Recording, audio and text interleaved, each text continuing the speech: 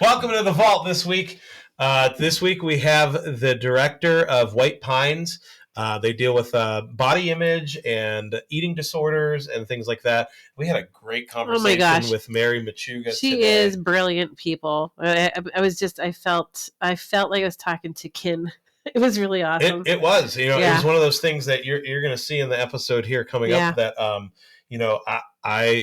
we kind of, Julie and I like to talk, and that's no that's no surprise. No. But I just wanted to listen to Mary talk. I mean, it was just one of those things where I prompted her to discuss and just listening to the knowledge that she has. And when I found out how aligned she is to my thought processes on, like people and their relationship with food is a very complicated, age-old tale. Tale as old as time. Tale is as old as time. That doesn't exist. Oh, no. But anyway. Here we go again. Right. But here we go. No, and obviously that ever-present theme of people that we talk to. Sometimes it seems like we go away for an episode or two, but everyone kind of fits into some sort of what we're trying to do here and uplift people, make them better, and it fits into what you do and what everyone else does. I love your quote, though. I love your quote about how this is our 21st episode, and now we're legally allowed to drink as a show. No, but I mean, you're right. Every single person that we have ever had, whether it be they could be for totally different reasons, and we all seem to come back to some kernel of truth that we all absolutely. And I don't know if it's just because it's people that we know that we bring on, because and I'll be honest, I didn't know Mary Machuga from I never met her before she came on today, and I had only heard good things about her. Right. And I got hooked up with her through some other folks, and that's been the case with some other guests too. The biggest surprises the biggest surprises are from the people I don't know as well. Yeah. Like if you bring on a guest that I don't know, or vice versa, it feels like, oh my gosh, are we sure we don't know each other? I know. Are we sure? Because you're right. Like we all seem to be in some sort of like alignment. I think cool. It's something the celestial lineup or something like that. And then what I love is that you're talking about something so serious as food disorders and eating disorders and body, image. We're talking about something so serious about it being one of the mental health, what did you say, the highest mental health it's killers? The biggest reason for mental health deaths. Unreal. Yeah. And you're talking about something so serious, and then we get to the point where we're talking about her passion and her love of what she does and why she's doing it and how it's grown exponentially, where she's now talking to people all over the world. Yes. Mm-hmm. International. Yeah. I guess, and what I loved that she said too is that it is aligning. It has so much aligned to the point where she is now like manifesting amazing results and like opportunities that come her way where she can help more people, and that is huge. It's freaking huge. Working somewhere like that, it's something that can definitely bog you down. Yeah, I'm sure, but it doesn't seem like she has that. Like it seems like she believes in what she does. There's a light in her. She has, and there's a reason for what she does. Yeah. And she's just a driven force. Yep. And I think she's got some fire. Really neat. So she's got some fire. She got some fire. Also, stay tuned. We have some bits where we talk in our southern accents. I'm not sure how you got me to do it, because I usually don't do this. It's hilarious. Jim Bob and Donna Lynn? Donna B. Donna B. Donna B. Yeah, so stay tuned with our accents. And stay tuned for our interview with Mary Machuga, and stay tuned for all the fun. As always, we appreciate you, and stick around. Make sure to give us a like on that channel so you get a contact and you get alerts for all our different videos, and comment. If you have anyone that you think is interesting or would want to be on our show, or you want to be on our show, that's something that we'll talk to you too. So please do stay tuned, and we'll see you next.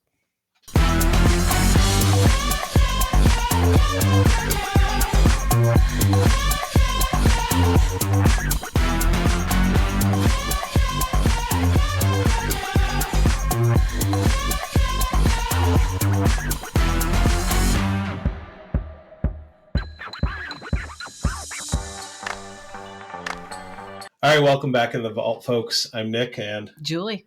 And today we're here with Mary Machuga.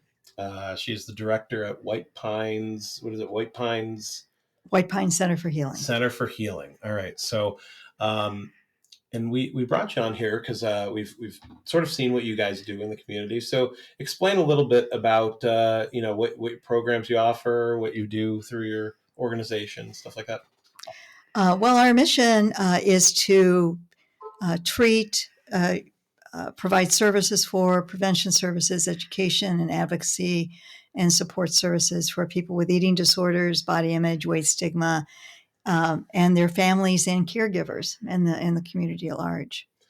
That's really, I mean, that's a huge thing. I know we talked a little bit before you came on here about the program that you do and operating. And you said that you may be one of the only places that specifically offer that kind of service in the area. Or maybe even the state, something I think you said. As far as clinical treatment and prevention services, that's very true. Okay. There's not much available, which is why we originally started White Pine. Mary, where are you located? Where is this facility located? We just moved to the Mercy Center Anchor Building. Okay. On East 28th, which is a really nice space for us. We're glad to be there. Yeah, yeah. So you said, why you created this. Now, were you one of the minds that put this center together? Yes, I was. Okay.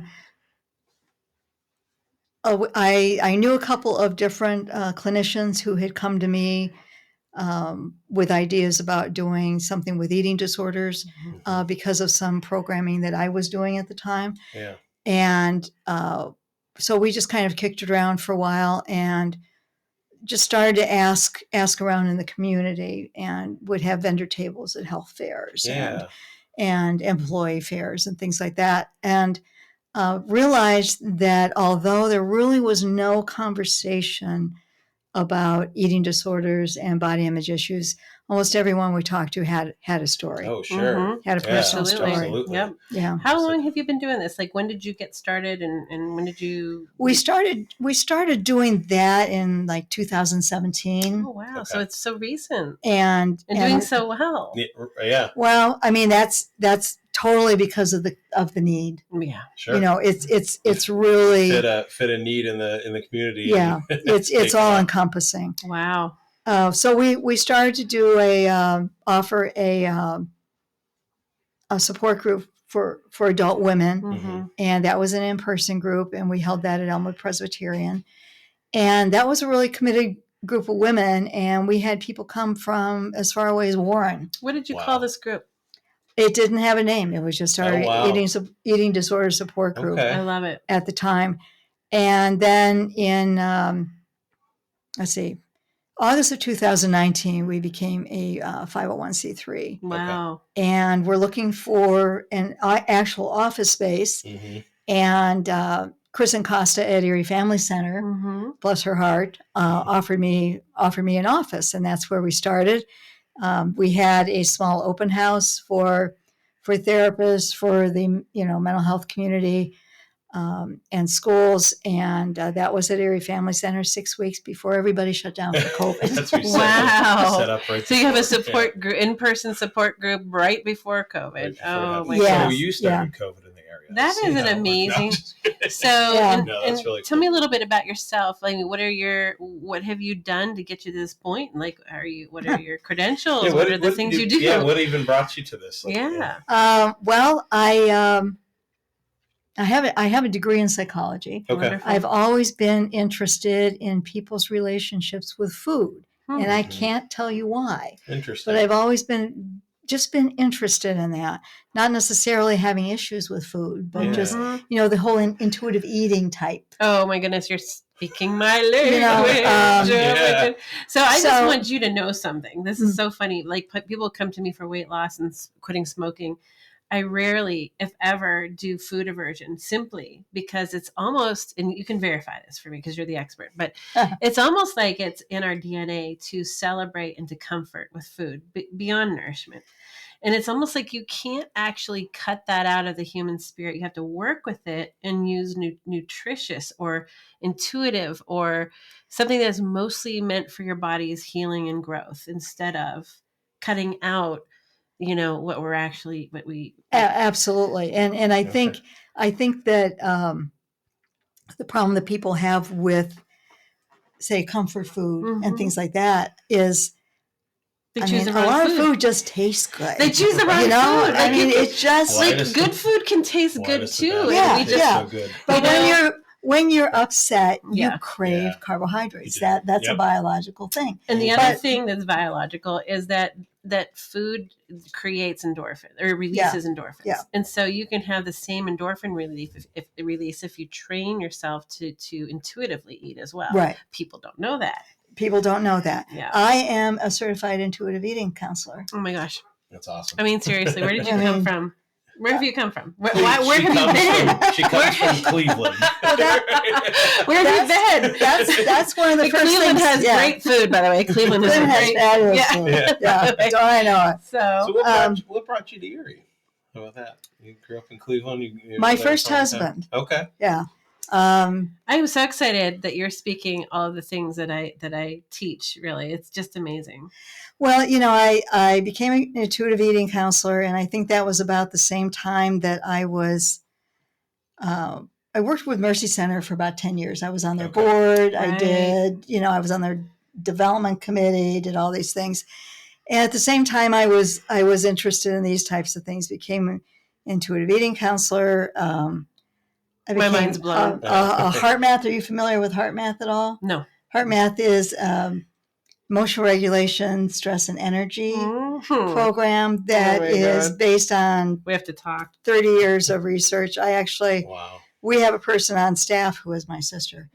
A person. Who is a person. Yeah, a person. Full disclosure, she's my sister. She's my sister. She's a master trainer for heart math, so she trains coaches and trainers. And I bet your holiday gatherings are very interesting. I'm just let's talk about food while we're eating food. Yeah, I know. Let's talk about why we're eating this. Yeah, this with Well, it's interesting that you're talking about nutritious foods can taste good too.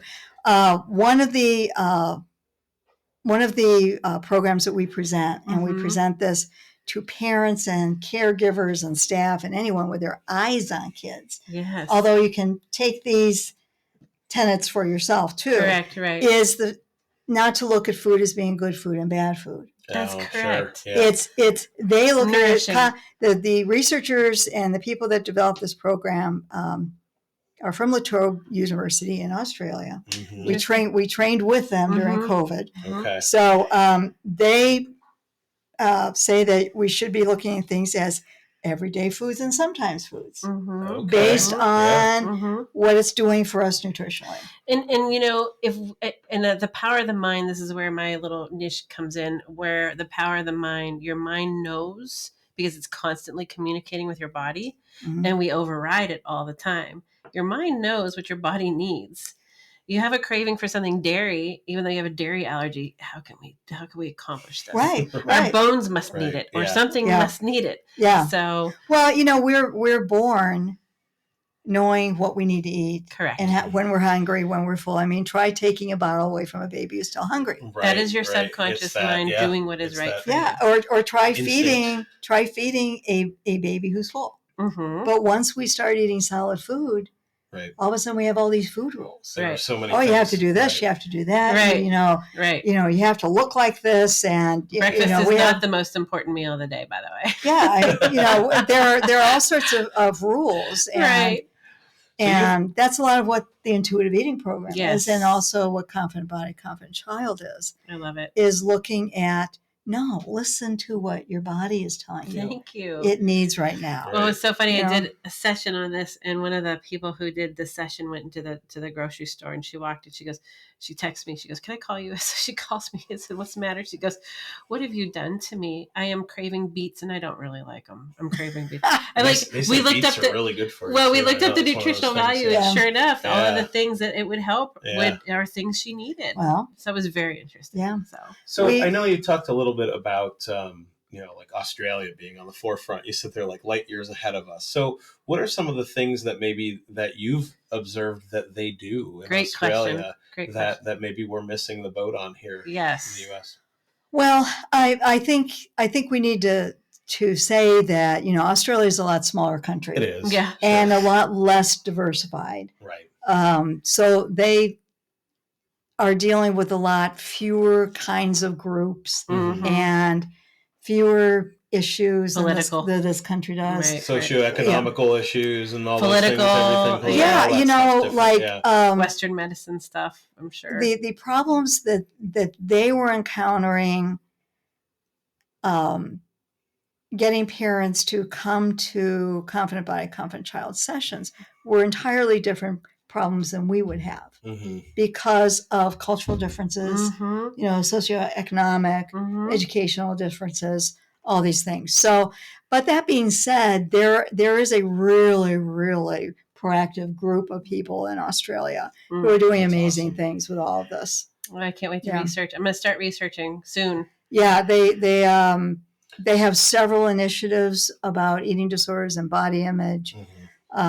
They have a couple of great websites. In fact, one of the initiatives the White Pine Center is starting to work on is based on what they're doing. So, I love it. Yeah, I can't wait to pick your brain so about you, the word. You find that these places somewhere like Australia where maybe they've gotten a little further. I think you also mentioned Sweden's kind of ahead on the forefront too there. Also probably not as diverse of a community in Sweden either, but I know that that's probably one of those issues as well. So do you find as they sort of find those successes in that area that it kind of strikes the body image and the eating disorder like twofold, sort of like, the eating and then they're just healthier folks just in general. So then is that kind of how that works?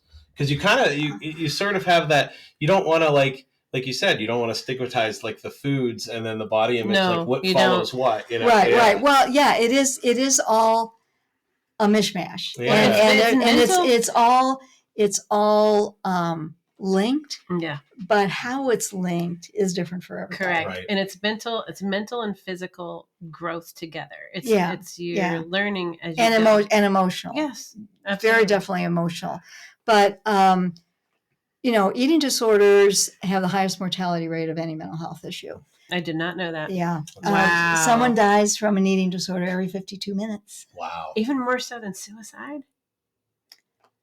Well, yes. Maybe. Okay. Yes. Yeah. Yes. Wow. Suicide is one of the two main causes of death from eating disorders. The other being cardiac issues. Okay. And that is a sure. So they work together, sort of. So, how sad. 25% of anorexics have attempted suicide because it's depressive. It's suicide is relief, but body image comes into play because as it turns out there is research on there is some research on eating disorders, but and body image turns out having negative body image is a major risk factor for all risky behaviors. Wow. whether it's eating disorders, whether it's self-harm, whether it's other kinds of violence, whether it's substance abuse. Right. That makes sense totally. Well, it does, because if you appreciate your body, you're less likely to do things that are going to harm it. Right. And I mean, it's common sense, Unless you somehow, some way turn on the mental switch that those things don't matter, and that takes more than just trying to do it on your own in this world of all encompassing outer influences. Right. Outer influences are everything. I mean, we go back to the days of propaganda where people would put political posters on trees, Yeah. So now, I think that's still happening. Yeah. That's just, it's they never gave up on that. That's probably like it's also called social media. At least, right. Yeah, it's not on trees. Yeah. People, the trees are just, we carry the trees around in our hands all the time. Right. That's the problem. Exactly. And so now what we're talking about is like having the mental stamina to be able to quell your emotions, and that's not an easy task. But no, it's not. Yeah, but even making people aware of all these competing interests that are just bombarding us all day long. That can turn on the lights right there. Yeah. I mean, the main the most frequently presented program that we do for schools is called the Body Project. Mm-hmm. And this was originated in this country Okay. by a group. I think they were the majority of the researchers were at Oregon. Okay. At that time, Eric Stice, who was the lead on it, he I think now is at Stanford. But he presents all over the world about this. This is the gold standard of body image prevention programs. And it is a cognitive dissonance program, meaning that it teaches, well, anyone, this is geared toward children, but it can be adapted to argue against the idea of an appearance ideal. That there is this set of rules that was, you get up, you look in the mirror, and it's like, how am I measuring up? Yeah. And who is promoting that? Right. That appearance ideal, and why? A lot of it is consumerism. There are huge industries making a lot of money. Oh my goodness! Off of this, you could start there. Yeah, you could start there, really. Yeah, but it also is social media. But it's two kinds of social media. It's it's people you don't know, like influencers and things like that. Right. But it's also your local social media, people that you are socializing with. The comments and the issues cyberbullying and all that. And things like that too. Yeah.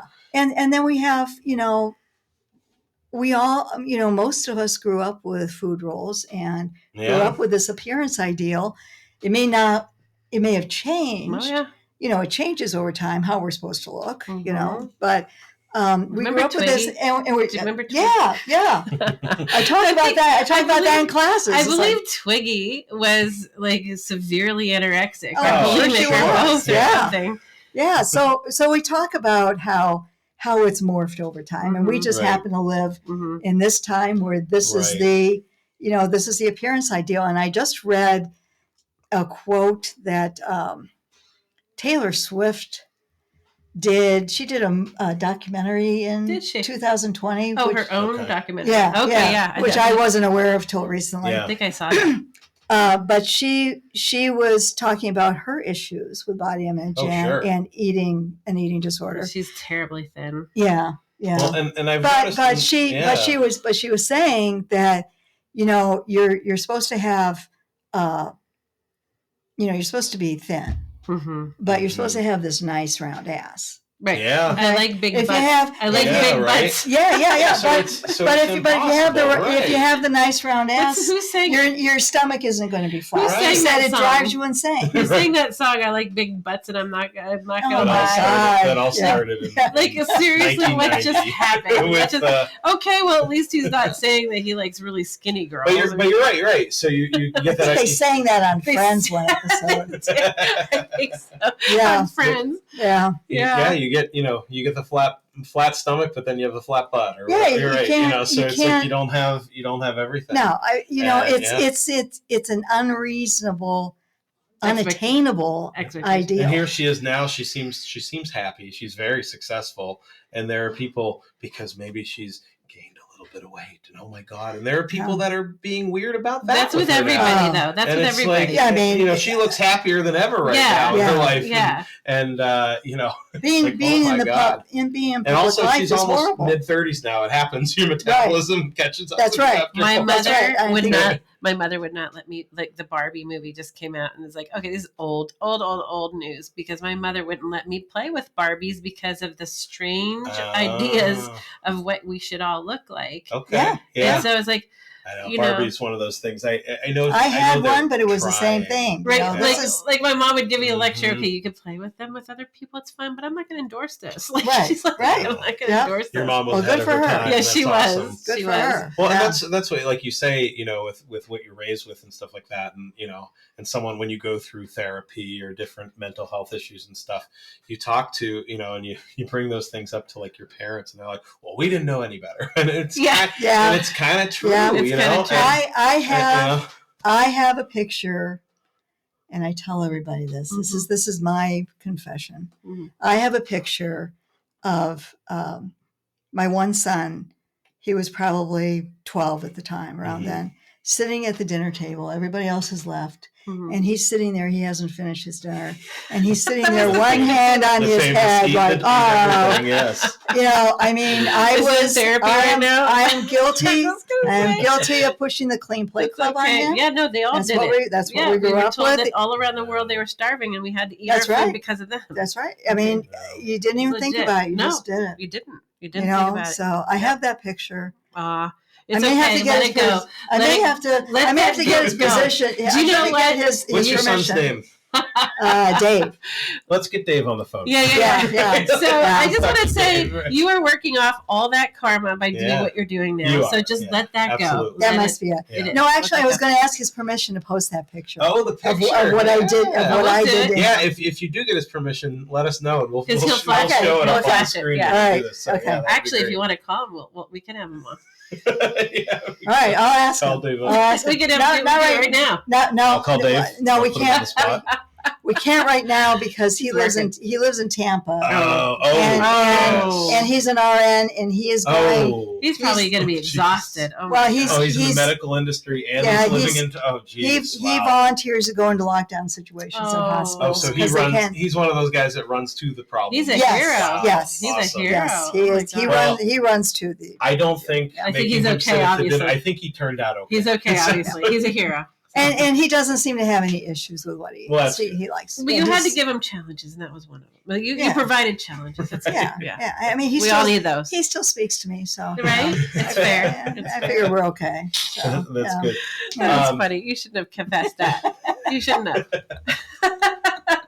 Tell us a little. You have a program coming up. Typically, we're going to air this weekend. So if people see this. When we air this, you have a program coming up when and where, and what are you doing? Let's see. Next Wednesday, the 16th, is technically Body Positivity Day. Okay. We have made a week out of it here. Okay. And we've been working with schools doing different projects. We've also partnered with Penn State Sustainability. That's amazing. Wow. Because body image is integral to sustainability in a lot of different ways. Mm-hmm. And so we are doing an event at Erie Arts and Technology. Nice. On East 6th Street next Tuesday, the 15th, at 4 p.m. And our guest speaker is Katie Christ, who is the outreach director for Penn State Sustainability. Yeah. And she's going to speak on body image, sustainability, and Erie's youth. Fantastic. So it should be a really, really interesting program. Yeah, that's amazing. We're going to, we're going to record it. So we'll be able to, put it on Facebook. That's one of the, I think one of the reasons we brought you on is, and I was talking to you earlier, Ashley, who's in your office, she does an amazing job with the social media and the marketing for you guys. She put out a bullet, pointed email saying you have this event coming up. It was like a press release and everything. And she, scheduled the meeting with us, but you said you work with your sister, right? Or sister-in-law? Sister. My sister. And you work, and then this is like your daughter. So do you have anyone that works with you that isn't part of the family? Yes. Okay. Right. I was starting to see a trend. Yes. Okay. Yes. I have to say that my husband volunteers a lot about it. There you go. Right. It is a family. It is a family thing. You guys are all. That's heroes. Awesome though. Hey, it's all about finding people that do those things. 100%. Like, and they fit that need. And those criteria. Well, yeah, Brandy Montgomery, who is our clinical director, she has over 17 years experience in clinically treating all levels of eating disorder treatment. Wow. She's worked with inpatient, she's done the whole gamut. And she's been with us since the beginning of COVID. She and I, were able to create our clinical program then, but she and I have always said that we know we're doing something right because the right things and the right people come to us. They do. When you start putting out this positive energy, it's almost like you're manifesting at that point. Yeah, and we kind of figure if something isn't working, it's not meant to. That's correct. At that time. 1,000%. Yeah. One quick question, I know it's just a tiny bit off topic, but how does physical fitness help? Is it? I mean, I found that if I have somebody that is also working out or getting decent exercise or trying to maintain, physical fitness, their body starts to speak to them intuitively there too, like muscle growth and what to eat for that, that kind of thing. Right. Well, for the general public, I don't think there are too many issues with it, but I mean, exercise, fitness, movement. I mean, our bodies are meant to move. That's right. So that's healthy. It's and whether you're looking at movement and just doing something enjoyable, or whether you're in organized sports, or really, really competitive. Our bottom line is if it's nurturing your body. Yes, thank you. If it's not harming your health, right, and causing you to do things that are just for the adrenaline that rush. are unhealthy for you. Yeah. Or it's like if I run, if I burn 800 calories today, I'll be okay because I'm gonna. I mean, it's really boring to say, but moderation is the key. Yeah, no. But it's also looking at who that's 100%. But it's also who you are and what is appropriate for you to be doing. Correct. And we started using an example of this in classes. There's a picture. Simone Biles went to visit LeBron James, and there's a picture of them courtside. Okay. And of course, there's probably she's 2 about feet. 4'9". Yeah, there's at least 6'8" 2 feet or difference. 6'9", okay? right? Yeah. But she's at the top of her sport as a gymnast. I mean, so it's all relative, is what you're saying. Well, and he's at the top of but his sport. He probably can't do half the or all the stuff she does. He's like, you know what? I'm a big guy. I'm not going to try to be a gymnast. Right. Okay. Right. I'm really tall. I'm going to go for basketball. And she's like, I'm not going to try to play basketball. Right. Yeah. I mean, they work with your strengths. Sure. Yeah. And that makes sense. Really that makes sense. Okay. Yeah. I was 100% hoping you'd say that. And of course you didn't fail me. So. Thank you. I will be able to sleep tonight. Well, I'm sure you will. Right? I messed up. Yeah. I didn't disappoint Julie today. But that being said, as you and I were talking earlier, you get into competitive. Yes. Instances, and it can take just one statement to really, absolutely, really talk about trauma comments and things like that to ruin somebody's body image. And I tell you what, like you can have a beautiful piece of art, a work of art hanging on your wall, and if there's one little mistake in that artwork on that canvas, what does the human mind want to do? Sure. Or if I told you, I do not want you to look at yellow cars on the way home. I don't want you to see one of them. What are you going to do? Yeah, right. What are you going to do? Like your mind. That's the only thing you see then. Yes. Right. And so we're going to do that. We're going to latch on to the things that have been negatively enforced or negatively inserted. Right. And blow it all out of proportion. Right. And those comments are, most of the time we hope that, someone who said it, it was like off the cuff. It wasn't even, but it sits with you. Like, I know I have comments that sit with me. Like I said to you, I'm a 41-year-old man, but I've never been super comfortable with my body. I've been a yo-yo in weight my whole life, up and down and everything. And I know there's probably a stigma to men to admitting that. I'm sure that there's some of that. Well, I'll tell you what, I sometimes wonder if it's harder because I was a stick figure my whole life. I was very athletic. I played every sport. And even in college, I was a slalom skier. But now I'm dealing with weight gain that is very uncomfortable for me. I almost feel like that is harder than that, like going from being athletic and fit to not being, because you see the difference, you feel the difference, you're mired into the difference. It's not, you're not having a healthy outlook on that at that point. You've been accustomed to one thing and you go to another thing, and it's very difficult emotionally. It is very difficult. But it all comes back to the societal expectations of what we're supposed to look like. And there isn't anything that we're supposed to look like. Mm-hmm. We're supposed to look like ourselves. Mm-hmm. Mm-hmm. You look at nature. We have another program called Love Your Tree, which was developed by an art therapist at an eating disorder treatment center. And it teaches children, and it can be for adults too. We really appreciate diversity in nature. Mm.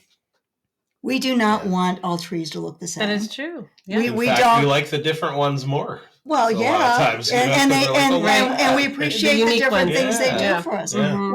We don't look at an oak tree and an apple tree and say, "Oh yeah, the oak tree is such a good tree because it's so tall." You know, right? And then look at the short, fat little apple tree. That little over fat here. apple tree gives me apple pie. This time of year, the trees start shedding all their leaves, and if the trees had a conscience, they'd be like, "Oh, I'm losing all my leaves. I'm not going to look beautiful anymore." Or it could be the pine tree the pine tree that never changes. Goes, man, I don't get those pretty colors. Those orange and green. Yeah, right. We wouldn't want just one kind of flower. Right. I mean, we love diversity. If you have in extreme nature. OCD, you might. I don't know. But we're part. But the point is, we're part of nature. Yeah. Yep. And why are we saying that we should all, strive for this one unattainable goal? Right, and a lot of it is consumerism. Mm-hmm. Yeah. I mean, you look at the diet industry, you look at the fitness industry. I mean, there's nothing wrong with being fit. There's nothing wrong with exercise and movement for health, but that's different. People have, there's genetics that go against you. There's illnesses that go against you. Oh my goodness. There's stress, food allergies. There's stress. How about cortisol? Cortisol levels, mental health. That is a whole other segment. Medications we can talk about that. Take, and the more stressed we all are, the more cortisol we have running around in our bodies. Change in life, sleep, all of it. How much you sleep at night. I mean, all that you stuff. Gotta sleep. You gotta sleep. It all adds up. Yep. Yeah. All of it. Yeah. And we're just a body. Like, why do we hate our body? I mean, it's who we are, right? I say to people, you know what? We have bodies to enable us to do all these things we want to do all day long. Yeah. We ask kids like, okay, what part of your body did you use when you got out of bed this morning? Right. I always say just like, what part? Yeah. Okay. So they, use your whole body. Yes. Right. And think about it this way: like, if you got an animal in a cage? I mean, I don't care if we're talking a lizard or a rabbit or something, or anything. You don't keep that animal in one type of condition. You don't keep it all dark. You don't keep it all light. You feed them good things and you make sure they're watered. Why don't you do that for yourself? Why can't you continually pay attention to your exercise, your food, your hydration, your light, your darkness, all the conditions that you need to be thriving. Instead, what we're doing is we're trying to typecast and put in a box what is expected of us. Well, yeah, my pets at home, my cats, they know when they're full. Right. Yeah. I want to tell you something. And I'm not trying to push food on them. That's interesting. But they never had to adhere to the Clean Plate Club. Wait though. Let me just say real quick. I know what you're going to say, Nick. This is so funny. We're on the same mind wave again.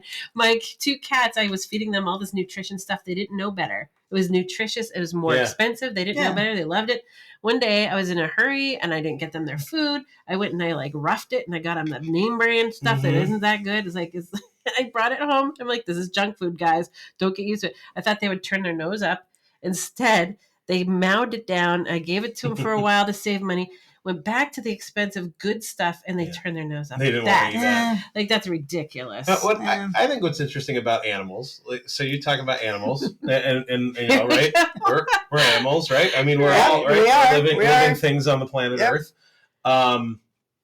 So cats, they're well known to self-regulate their food. You go on vacation, you leave a thing of food. You leave a thing of food to a dog, and they're going to eat it that first day, and then they're going to throw it all up, and then they're going to starve and die because you're not. But cats are very well known for regulating their appetite. They'll eat their barf. I'm sorry, they do. I know. I had a dog. They do. Yeah. But super gross.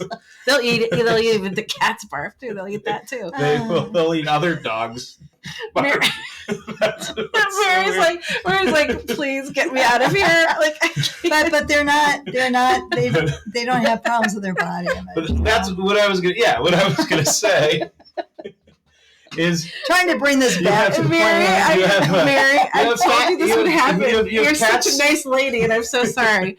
Sorry. You have heftier cats and you have skinnier cats, right? Yes, I do. But they're well known for eating and stopping. So there's no So They're well so known. what I'm saying is that like an animal, no one's like, oh, look at that, like of the animal, the cats aren't saying, oh, look at that fat cat over there, or look at that skinny cat over there. They're like, no, I ate what I ate, and I walked on for the night, and we're just going to be friends and play and do our thing. Look, I body shame my cat all the time. She goes, she goes right over to the other cat's food, eats his as well. And I said, listen, fatty, you can't keep eating your brother's food. Like, it's ridiculous. So what's your address for White Pine? Because her cat needs to go there for cat therapy. Cat therapy. Yeah. No. So I think we're moving again. Far away. Let's go. Yeah, we really appreciate you coming on. I mean, we could listen to you all day, honestly. Yes, I mean, it's fascinating. You have a lot of really good information. But this hypnotherapy stuff that I've been doing for years is right in line with what you're saying. It's all about having a perspective of health and wellness. Mm-hmm. And that's what it's about.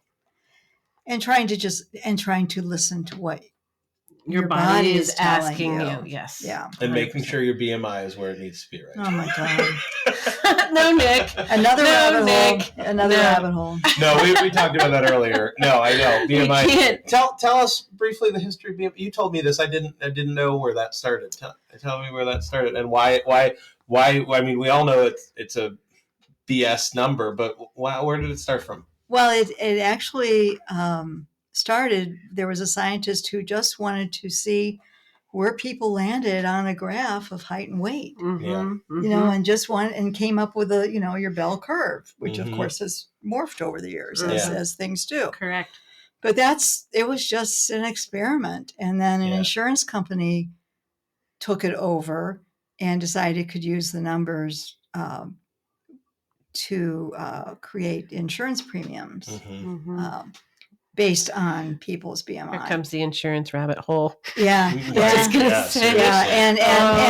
then the medical, community kind of grabbed got on board with it. The insurance is in bed with the medical industry, and it just vice versa. It's become this almost biblical thing. Yeah. And your BMI and your weight are not sole determinants of health. Do you know that the IQ scale was based on trying to regulate what is taught in school? It has nothing to do probably not. with intelligence. Oh, right, yeah. I mean, there's some correlation, but everybody goes crazy on that one. It's just crazy.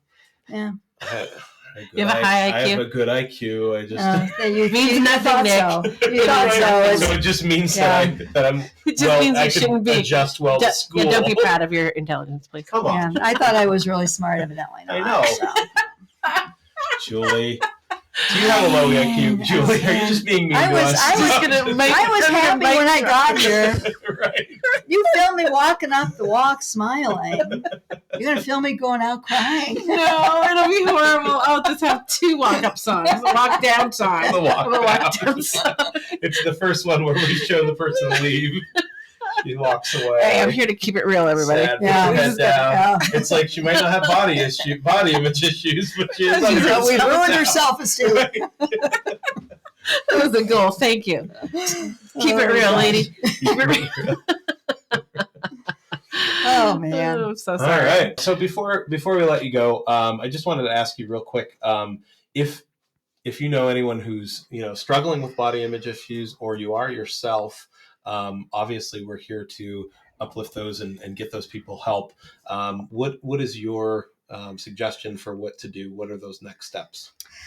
If you are in need of clinical help, or if you think you might be in need of clinical help, we are on our website, whitepinecenter.org. We have a list of treatment resources for area clinicians with whom we have worked. We can also help you find appropriate treatment for higher levels of care. And if you have questions, thumbs up every once in a while, phantom. We think there's someone sitting out like where we're recording, because we record onto like the cloud. Okay. There's some random person out in like Utah that like just is watching. That's a good thought. Thumbs up. Okay. There you go. Also, you can contact us at info@whitepinecenter.org.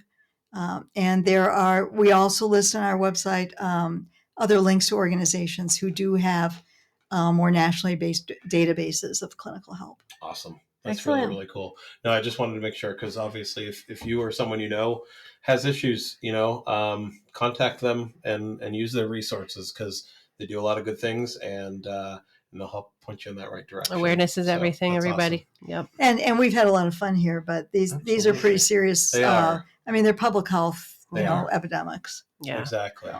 And I'm sure we'll flash the number and the website and the email for people if they are in need. So absolutely, I can come back and talk about many more rabbit holes. Oh my God, love to have you. When we start circling back around, like we said, you're guest number 21, so we can legally drink. This isn't all water in here, right? Kidding, but just kidding, not kidding, kidding. So we can. We'll definitely, give you a call back, and we do appreciate you coming on. Thank you for inviting me. We'll talk about a lot more down we appreciate in the future, and we'll definitely keep you on the list for repeat. So I'm right after Sean Lafferty, right? You are. Okay. Yeah. Right. No pressure. So when I see him, I'll know you're coming for me. That's right. Yeah, Sean aired. So Sean's out there now. Yep, So he's out there now. Okay. You'll be next. Okay. So you're the next new one. Okay, got it. Got it. Fantastic, Mary. Thank you so very much. Thanks. Thanks. It was good meeting you guys. Absolutely. I had a good time. Thank you. We had a good time too. Thanks for coming. Thanks. All right, welcome back after our Julie's hiding behind the microphone. Too bad it wasn't bigger. Here, I'll move this in the front. Front view. There. Go ahead. Welcome back to the show. We're hiding. We wrapped up our interview with Mary Machuga again from White Pines. She had a lot of great information to share. Sure did. And, it was one of those interviews that, I'm sure that, I'll show most of it, honestly, because it was just important, and it was a lot of stuff that's just helpful for folks, and she does a lot of great things. So she sure does. Her reach is amazing. I think that was really cool. Her growth has been exponential, and she works with people from all around the world to do this. So I'm super stoked. So I'm glad you stayed tuned with us and stayed with us. Next we have Hoobastank. Good night, everybody. We have like a musical guest. Checking out. Yeah, checking out. We're tired.